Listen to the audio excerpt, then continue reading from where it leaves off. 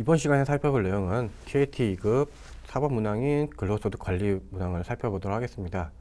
우선 근로소득 관리를 하기에 앞서서 여러분들은 인적공제가 무엇인지, 어떻게 인적공제가 적용이 되고 있는지를 체크를 해주셔야 돼요. 인적공제는 이제 가장 중요한 부분이기 때문에 기본공제가 뭐고, 그리고 추가공제가 뭐고, 그리고 이제 세액공제가 무엇인지 한번 이번 시간에 살펴보도록 하겠습니다. 우선 이제 근로자 본인을 기준으로 해서 본인은 이제 나이와 상관없이 그리고 소득과 상관없이 공제를 받을 수가 있습니다. 우선 인적 공제를 받으려면 여기다 쓰겠습니다. 나이는 나이 요건이 충족이 돼야 되고 소득 금액 요건이 충족이 돼야 됩니다. 소득 금액 요건은 연간 소득 금액이 100만 원 이상이냐 이하를 판별하는데요. 여기서 요건은 100만 원 이하입니다. 100만 원 이하였을 때 이 두 가지 요건이 모두 충족이 되면 인적 공제를 받을 수가 있습니다. 본인은 나이와 소득 요건이 관계가 없습니다. 그래서 본인의 배우자가 있으면 인적 공제에 해당이 됩니다. 단 나이는 상관이 없지만 소득 요건이 충족이 되면 됩니다. 별도로 기재는 안 하겠습니다. 그리고 본인에 대해서 아버지 어머니가 있을 수가 있어요. 직계 존속. 나이는 60세 그리고 소득 요건은 100만 원 이하라는 요건이 충족이 되면 공제를 받을 수가 있고요. 그리고 배우자에 대해서 아버지 어머니도 마찬가지로 공제를 받을 수가 있습니다. 나이와 소득 요건이 충족이 되면. 그리고 본인이 형제자매가 있으면 마찬가지로 나이와 소득 요건이 충족이 되면 됩니다. 여기서 이제 나이는 60세, 그러니까 직계존속도 마찬가지고요. 60세나 또는 형제자매는 20세 이하인 경우에 공제를 받을 수가 있고요. 똑같이 이제 소득 요건이 충족이 돼야 되고요. 배우자도 마찬가지로 형제자매가 있으면 나이와 소득 요건이 충족이 됐을 때 인적 공제를 받을 수가 있습니다. 그리고 본인에 대해서 자녀가 있을 수가 있습니다. 이 자녀는 나이 요건과 소득 요건이 충족이 되면 됩니다. 나이는 20세 이하, 그리고 이제 소득 요건 100만 원 이하라는 요건이 충족이 되면 공제를 받을 수가 있고요. 그리고 위탁 아동, 18세 이하, 그리고 소득 요건이 충족이 되면 돼요. 시군구청장의 승인을 얻어서 이 아동을 위탁했으면 위탁 아동에 대한 공제를 받을 수가 있고요. 그리고 이제 기초생활수급자면 마찬가지로 공제를 받을 수가 있습니다. 지금 화면에 보이시는 부분이 기본공제입니다. 이 기본공제를 받으면 추가로 더 공제를 받을 수 있는 게 이 추가공제인데요. 경로우대자, 70세 이상, 그리고 장애인, 그리고 이제 부녀자가 세대주이면 공제를 받을 수가 있고, 한부모 공제. 근데 부녀자는 50만 원, 그리고 이제 한부모는 이제 100만 원 이렇게 요건이 충족이 돼야 됩니다. 이렇게 이제 공제를 받을 수가 있습니다. 여기서 이제 이 장애인 같은 경우에는 그 세 가지 체크 사항 중에서 여러분들이 선택을 해주시면 돼요. 이 장애인 복지법이나 또는 국가 유공자에 해당이 돼서 근로 능력이 없는 자나, 그리고 상시 치료를 요하는 중증 환자 이 경우에 이제 장애인 공제 요건을 체크하시면 되고요. 그리고 자녀세 공제라는 부분이 있는데,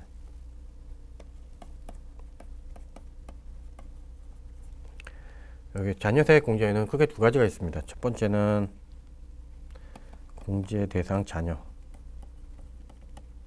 올해 이제 2019년부터 세법이 바뀌어서 7세 이상, 20세 이하 자녀가 있으면은 공제를 받을 수가 있습니다.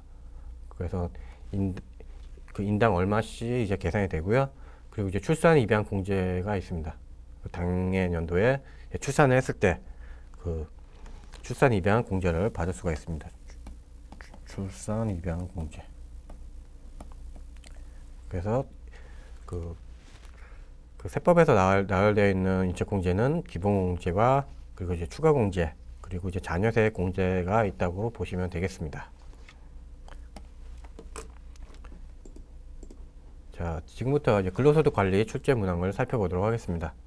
근로소득 원칙징수 부분인데요. 그 사원 등록에서는 주민등록 등본, 가족관계 증명원, 고용계약서 등에 의해서 사원 등록하라는 문제가 출제가 되고요. 급여자료 입력에서는 수당공제를 통해서 급여를 입력을 하고 원천징수 이행사항 신고서를 작성하는 그런 문제가 출제가 됩니다. 그리고 원천징수 이행사항 신고서 작성 문제에서는 신입사원이나 중도퇴사자에 대한 원천징수를 통해서 원천징수 이행사항 신고서를 작성하고요. 그리고 추가적으로 전월 미환급색이라는 부분을 주어져서 그 당월에 납부세액에서 가감한 형태로 그렇게 이제 문제가 출제가 되고 있습니다. 그리고 이제 근로소득 연말정산 부분인데요. 국세청 연말정산 간소화 및 이해 자료를 기준으로 연말정산을 할 수 있는 그런 문제가 출제가 됩니다. 그래서 사원 등록에 부양가족을 수정한다든지 소득 명세를 작성하고 정산 명세에 있는 항목별 공제 항목을 작성하고 그리고 의료비 명세서와 기부금 명세서를 작성하는 부분이 출제가 되고 있습니다. 문제를 한번 보도록 하겠습니다. 가족관계 증명서에 의한 사원 등록인데요. 이렇게 이제 가족관계 증명서가 제시가 되어 있습니다. 본인이 김경순이고요. 그리고 부모 그리고 자녀가 제시가 되어 있습니다. 그럼 여러분들이 이제 판단을 하실 때 그 출생 연월일 이 주민등록 번호를 기준으로 해서 나이 요건을 판단해 주셔야 돼요. 그리고 이제 소득 요건이 어떻게 되는지 연간소득 금액 100만 원 이하인지를 체크해서 이 부양가족들이 기본공제에 해당이 되는지 만약에 기본공제에 해당이 되면 추가공제에 해당이 되는지까지도 체크해 주셔야 되고요. 뭐 자녀세 공제 부분은 프로그램에 그 체크할 수 있기 때문에 뭐 그 부분까지는 굳이 신경을 쓰지 않으셔도 됩니다. 그리고 이제 김진구의 사망신고서 2019년 9월 9일 그 아버지 김진구가 사망을 해서 사망신고서를 제출했는데요. 그 과세기간 현재 그러니까 12월 31일 현재에 그 이전에 이제 사망을 했기 때문에 일단 이분은 이제 소득 요건이 충족이 되는지만 체크하시면 공제를 받을 수가 있습니다. 여기 보시면 일단 나이가 44세인데 44년생인데 만으로 따지면 만 75세입니다. 만 75세. 그리고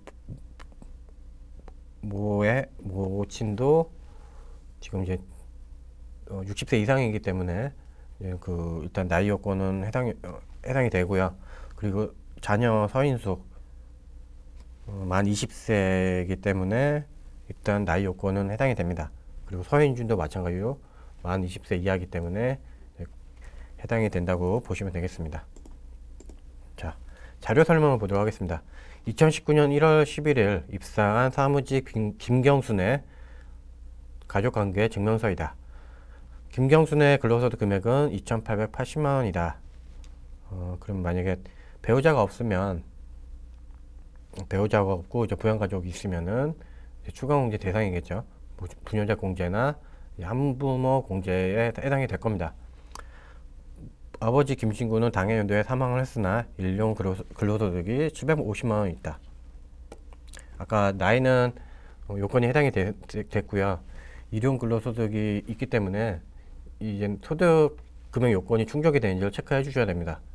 근데 이제 일용 근로소득 요건은 분리과세입니다. 분리과세 소득이기 때문에 이 소득은 분리과세이기 때문에 이제 기본공제에 해당이 됩니다. 그래서 연간소득 금액에 이 부분이 합산이 안 됩니다. 그래서 아버지는 일단 기본공제에 해당이 되고요. 그리고 엄마 최민숙은 항시 치료를 요하는 중증 환자로서 현재 타 지역의 요양시설에서 생활하고 있으며 소득이 없다. 그러니까 일시 퇴거를 했습니다. 그러니까 특별한 사유에 인해서 이제 같이 살지는 하지만 타 지역의 요양시설에서 살고 있기 때문에 일단 공제가 됩니다. 기본공제. 그리고 소득은 없으니까 당연히 공제가 되겠죠. 그리고 항시치료를 요하는 중증 환자이기 때문에 그 장애인도 해당이 됩니다. 그리고 네 번째, 아들 서인수는 현재 대학교에 재학 중이며 개인 사업자로서 100만 원의 사업소득 금액이 있다. 아까 이제 만 20세지만 연 100만 원의 사업소득 금액이 있어요. 그 연간소득 금액이 100만 원 이하 딱 충족이 되기 때문에 이 자녀도 기본공제에 해당이 됩니다. 아들 서인주는 현재 고등학생이며 소득은 없다. 앞서 살펴봤듯이 나이 요건이 해당이 되기 때문에 기본공제에 해당이 됩니다. 그럼 모든 사람들이 다 기본공제에 해당이 되고요. 그리고 근로자 본인인 김경수는 근로소득 금액이 2,880만 원 이하지만 배우자가 없기 때문에 부녀자 공제를 받을 수도 있고 또는 한부모 공제를 받을 수가 있습니다. 근데 한부모 공제가 가장 크기 때문에 한부모 공제를 선택을 하시면 될 것 같습니다.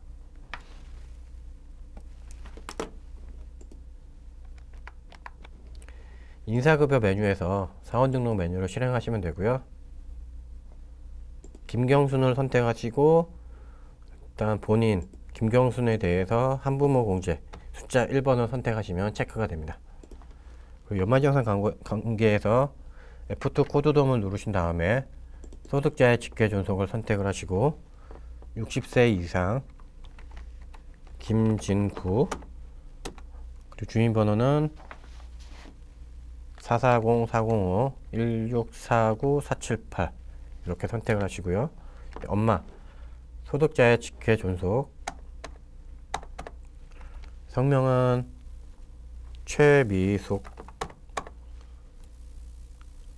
주민번호는 470-126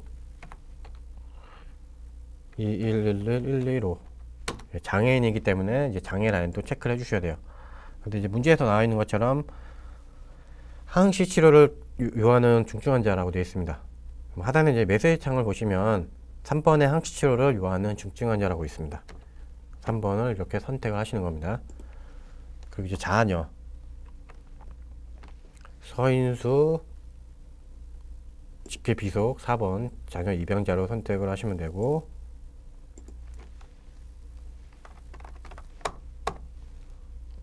주민번호는 990-305-111-116 그리고 자녀 서인준 직계 비속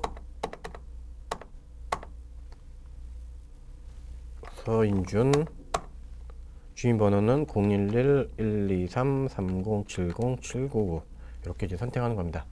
그 앞서 설명을 드렸듯이 자녀세 공제 그 만 7세 이상인 그 자녀에 대해서는 이렇게 체크가 자동으로 됩니다. 이 주민번호 기준으로 체크가 되기 때문에 이 부분까지 신경 안 쓰셔도 됩니다. 이렇게 이제 1번 문항인 가족관계 증명서에 의한 사원 등록을 살펴보았고요. 2번 문제를 보도록 하겠습니다. 중도 퇴사자의 원천 징수 8점이 걸려 있네요. 그래서 자료를 보시면 7월 중도 퇴사자의 급여 자료입니다. 그래서 기본급과 4대 보험, 건강보험료 정산, 정기요양보험료 정산이 이렇게 제시가 되어 있어요. 영업부 이정원 사원의 급여 자료이다. 급여 지급일은 2월 10일이다. 다음 달 10일에 급여가 나갑니다. 영업부 이정원 사원은 2019년 7월 31일에 퇴직하였다. 퇴사자. 중도 퇴사자 정산 시 기등록되어 있는 자료 이외의 자료는 없는 것으로 한다. 이정원 사원의 퇴사일을 입력하시오. 사원 등록에다가 퇴사일자 넣으시면 되고요. 7월분 급여자료를 입력하고 중도 퇴사자 정산 내용을 급여자료에 반영하시오. 단 구분은 급여로 선택할 것. 그러니까 급여 입력할 때 귀속은 7월 그리고 지급일자는 8월 10일 이걸 10일이니까요. 그리고 급여는 1번의 급여 구분은 급여 7월 기속분 이행사항 신고서를 작성하시오. 조정 대상 환급액은 2월 하기로 한다. 이걸로 그러니까 환급세액이 발생하면 원래는 그 이제 그 환급액을 국세청에 신고를 해서 그 환급 신청을 받을 수가 있습니다. 근데 이제 여기서는 그 다음 달로 이거 2월을 해서 아마 납부세액이 발생하면 그 납부세액이랑 차가감하는 것 같습니다.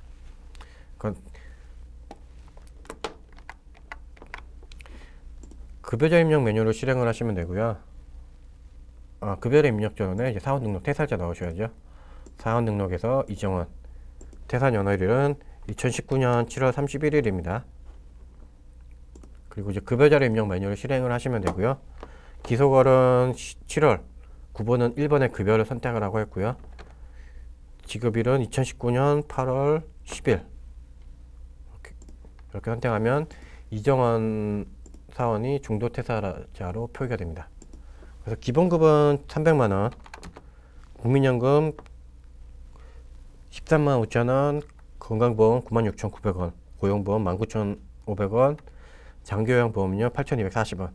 아마 이제 사원 등록에 세팅이 되어 있기 때문에 기본급 입력하면서 자동으로 계산이 된 것 같습니다. 그리고 건강보험료 정산이 마이너스 27,280원, 장기요양보험료 정산은 마이너스 2,310원. 이렇게 입력하시면 돼요. 이렇게 입력하시고 엔터를 치시면 이렇게 연말정산 화면이 나옵니다. 이게 중도퇴사자에 대해서 연말정산을 하는 화면인데요. 뭐 해당되는 소득공제 자료가 있으면 넣으시고요. 없으면은 여기서 반영을 누르시면 돼요. 그럼 급여를 가지고 이 인적공제 항목 그리고 건강보험료, 고용보험료, 국민연금 공제한 거를 다 공제를 하고 여기 최종적으로 차감징수세액이 나옵니다. 여기서 이제 납부면은 플러스 금액, 환급이면 이 차감징수세액이 마이너스 금액으로 표기가 됩니다. 확인을 누르시면 이렇게 이제 소득세와 지방소득세가 자동으로 반영이 됩니다. 만약에 아까 같은 화면이 안 나오시면 이 중도퇴사자 정산 버튼을 클릭하시면 돼요. 중도퇴사자 정산 누르시면 그 화면이 나옵니다. 그리고 이제 이행사항 신고서를 작성을 할 텐데요. 근로소득 관리에 맨 하단에 있는 원천징수 이행사항 신고서 메뉴를 실행하시면 되고요. 기속기간은 2019년 7월부터 7월, 지급기간은 2019년 8월부터 8월로 선택을 하시면 돼요. 8월 선택하시면 연말정산 내역이 이렇게 자동으로 나옵니다. 그리고 상단에는 급여 입력한 내역입니다. 이렇게 입력을 하시면 반드시 저장을 하셔야 돼요.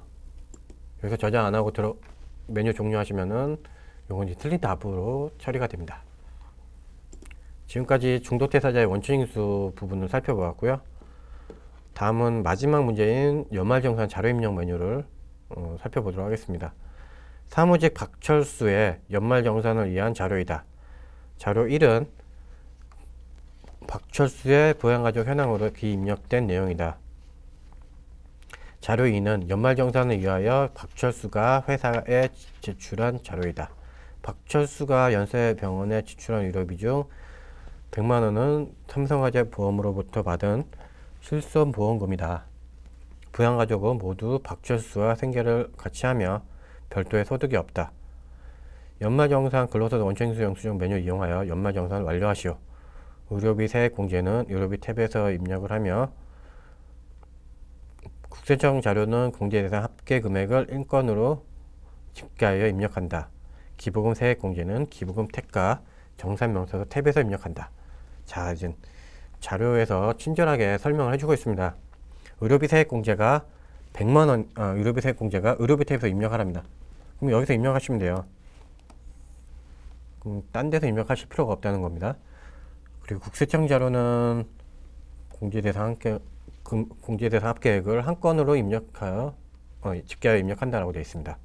그리고 기부금 세액공제는 기부금 탭과 정산명 탭에서 입력한다. 자, 이렇게 친절하게 된 문제가 제시가 되면 이거대로 여러분들은 답을 입력하시면 되겠습니다.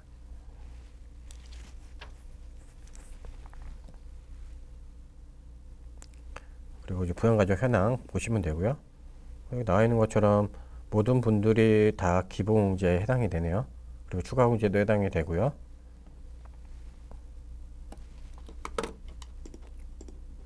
다음 박철수의 국세청 간소화 서비스는 기타 증빙 자료. 박철수인데요.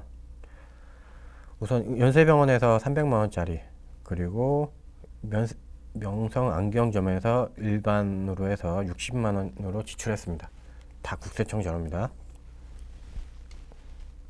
근데 이 연세병원에서 지출한 300만 원 중에서 앞서 이제 그 문제지를 보시면 100만 원은 삼성화재 보험으로부터 받았습니다. 실손보험금으로 수령했어요. 그러면 이 300만 원 중에서 100만 원은 차감을 해주셔야 돼요. 그러면 일단 200만 원은 200만 원을 넣으셔야 되고, 그 안경 같은 경우에는 그 50만 원까지 공제를 받을 수가 있습니다. 따라서 10만 원은 빼고 50만 원만 넣으셔야 돼요.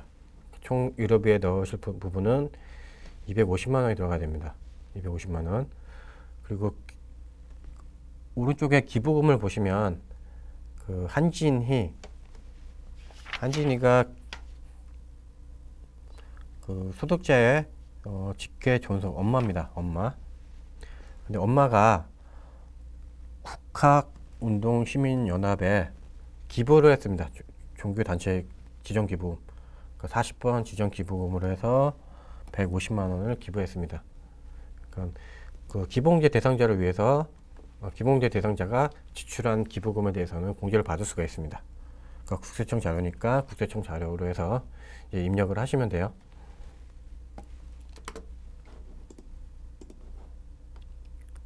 이렇게 이제 입력을 하고 한번 이렇게 확인하고 프로그램에 입력을 해보도록 하겠습니다. 연말정산 근로소득 원천징수 영수증 메뉴를 실행을 하시면 되고요. 박철수를 불러오면 됩니다. 연말란에서 코드덤을 통해서 박철수를 선택을 하시면 됩니다. 박철수. 의료비는 의료비 탭에서 입력하라고 했습니다. 그래서 부양가족 관계 코드에서 박철수를 선택을 하는 겁니다. 여기서 이제 체크해 주셔야 될 사항은 본인 등 해당 여부인데요. 요건 건드리실 필요가 없습니다. 여기서 이 본인 등 해당 여부는 본인이 될 수도 있고요. 장애인이 될 수도 있고 경로 우대자가 될 수도 있습니다.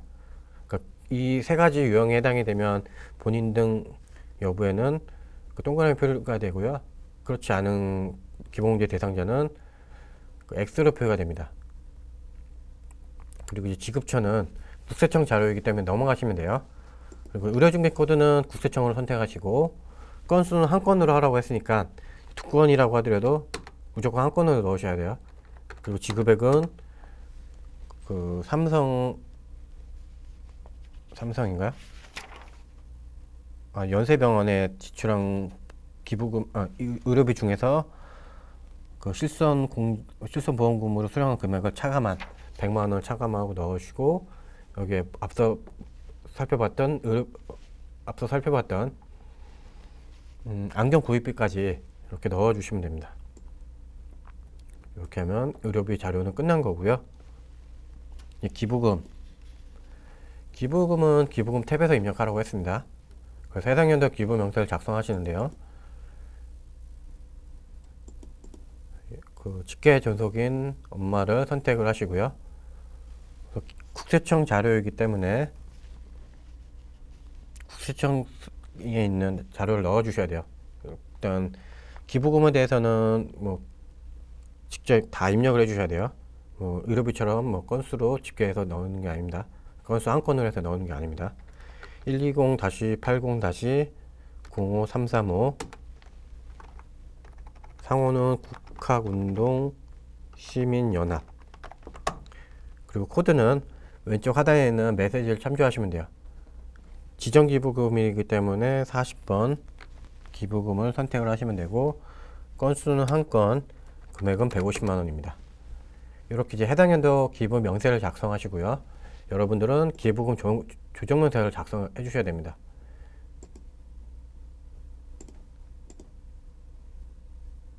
여기서 코드에서 잠시만요. 실무에서 나오네요. 해당 연도 기부 조정 명세에서 코드 40번 기부금액 150만 원 이렇게 입력을 하시고요. 여기서 이제 공제 계산 정산명세 보내기를 클릭을 하시면 돼요. 이거 꼭 해주셔야 됩니다. 이 부분은 나중에 정산명세에 실제 공제되는 금액을 산출하기 위한 그런 과정입니다. 이 화면에서 블록기를 클릭을 하시고 공제금액 플러스 정산 명세 반영 버튼을 누르셔야 됩니다. 이걸 누르시면은 여기 해당 연도 공제금액이 자동으로 산출이 되고요. 정산 명세 탭을 가시면 이렇게 지정 기부금欄에 공제금액이 계산돼서 나옵니다. 그러니까 수험생들이 기부금 명세서를 이제 작성을 할 때 해당 연도 기부 명세까지는 잘 작성을 했는데 기부금 조정 명세서를 작성을 안 했거나 이걸 작성했는데 이 공제 계산 정산 명세 보내기 위해서 공제금액 정산 명세 반영을 안 누르는 수험생이 많이 있습니다. 이거 꼭 눌러 주셔야지만 그 공제금액이 정확하게 산출이 된다. 그걸 꼭 이해해 주시길 바랍니다. 이렇게 근로소득 관리 문항을 살펴보았고요. 앞서 살펴보았던 부분이 첫 번째는 가족관계 증명서에 의한 사원 등록입니다. 나이와 소득 금액 요건을 확인을 해서 기본공제 및 추가공제를 체크를 하시고요. 자녀세액 공제 부분은 자동으로 체크가 되니까 보시면 되겠습니다. 설명드리지 않았지만 주민번호가 올해 19년으로 되어 있으면 출산 입양 공제에도 자동으로 체크가 되니까 참고해 주시면 될 것 같습니다. 배우자와 장애인의 경우 나이 요건이 충족되지 않더라도 기본공제가 가능합니다. 중도퇴사자의 급여자료 입력 메뉴에 연말정산 세액을 반영하는 방법인데요. 2번 문제입니다. 사원등록 메뉴에 퇴사일자를 입력하고요. 급여자료 입력 메뉴에 중도퇴사자의 급여를 입력하고 툴바에 중도퇴사자 정산 버튼을 클릭을 합니다. 그렇게 되면 중도퇴사자의 연말정산 세액이 반영이 됩니다. 의료비 세액 공제를 입력할 때 실손의료보험금은 제외하고 입력합니다. 그리고 안경구입비는 50만원까지 공제 대상이기 때문에 초과되는 금액은 제외하고 입력합니다. 그러니까 50만원까지만 입력하는 겁니다. 3번 문제에서 살펴봤던 내용이고요. 그리고 기부금 세액 공제 입력 방법, 수험생들이 많이 안 하는 그런 부분입니다. 해당 연도 기부 명세 탭을 작성하고요. 기부금 조정 명세 탭에서 공제 계산 정산 명세 보내기를 클릭을 합니다. 그래서 공제금액 플러스 정산 명세 반영 키를 반드시 눌러 주셔야 되고요. 정산 명세 탭에서 기부금 세액 공제 금액을 확인합니다. 이게 대략적인 기부금 세액 공제 적용하는 방법입니다. 지금 제가 설명드린 부분은 중요한 부분이기 때문에 꼭 누락해서 틀리지 않도록 해주시기 바랍니다. 지금까지 제34회 TAT 2급 기출문제 풀이를 해봤는데요. TAT 2급은 어렵다고 생각하시면 어려울 수가 있는데요. 기본적인 회계와 그리고 이제 세무 지식이 있으면 거의 덧붙여서 프로그램 운영 능력이 있으면은 여러분들이 누구나 합격하실 수가 있습니다.